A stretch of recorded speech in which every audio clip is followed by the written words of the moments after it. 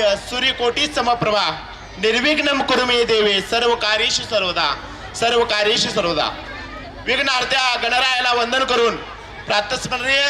ग्रामदैवत संतुबाई राणूबाईच्या चरणी साष्टांग नमन. उभ्या हिंदुस्थानाचा आराध्य दैवत असणाऱ्या छत्रपती शिवाजी महाराज आणि छत्रपती शिवाजी महाराजांनी या मातीतल्या माणसाला जगावं कसं हे शिकवल्यानंतर याच मातीतल्या माणसाला स्वाभिमानासाठी शेवटच्या श्वासापर्यंत लढावं कसं हे शिकवणारे छत्रपती संभाजी महाराज,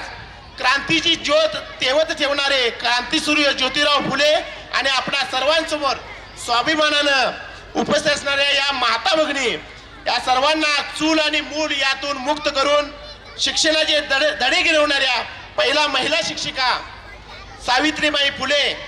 काय कवे कैलास म्हणजेच वर्क इज वर्शिप अशा प्रकारचा जगाला संदेश देणारे आणि कर्मकांडातून मुक्ती होऊन ज्ञानी विवेकी आणि नैतिक समाज व्यवस्था बनवण्यासाठी प्रयत्न करणारे महान संत महात्मा बसवेश्वर, माणसानं माणसाशी कसं वागावं, जातीभेदाच्या वर्णव्यवस्थेच्या तिढ्यातून बाहेर पडून सर्वांना समानतेची वागणूक मिळवण्यासाठी धडपडणारे आपल्या भारतीय राज्यघटनेचे शिल्पकार, शिका, संघटित व्हा आणि संघर्ष करा असा सल्ला देणारे भारतरत्न डॉक्टर बाबासाहेब आंबेडकर यांच्या पवित्र स्मृतीच अभिवादन करून या सोहळ्यासाठी उपस्थित असणारे या ठिकाणी या सोहळ्यासाठी उपस्थित असणारे बुडाचे अध्यक्ष आदरणीय लक्ष्मणभाऊ चिंगळे सर, त्याचप्रमाणे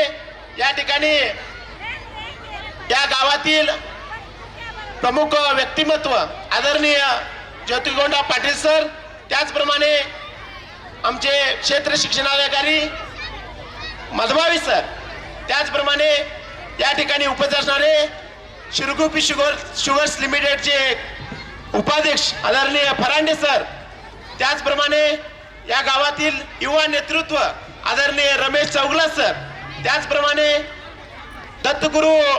समूहाचे संस्थापक या ठिकाणी सचिन खोस सर, त्याचप्रमाणे आमचे एसडीएमचे अध्यक्ष रमेश पवार सर, त्याचप्रमाणे आज या कार्यक्रमाला उपस्थित असणारे बीएसएनएलचे डायरेक्टर करव सर,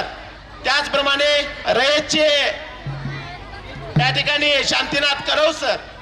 या ठिकाणी उपस्थित असणारे आमचे नाईक सर असतील, विठ्ठल कोळेकर, मुरलीधर कोळेकर, या सर्वांचं आजच्या कार्यक्रमामध्ये मी आमच्या शाळेच्या वतीनं सहर्ष असं स्वागत करतोय. सुस्वागतम सुस्वागतम सुस्वागतम.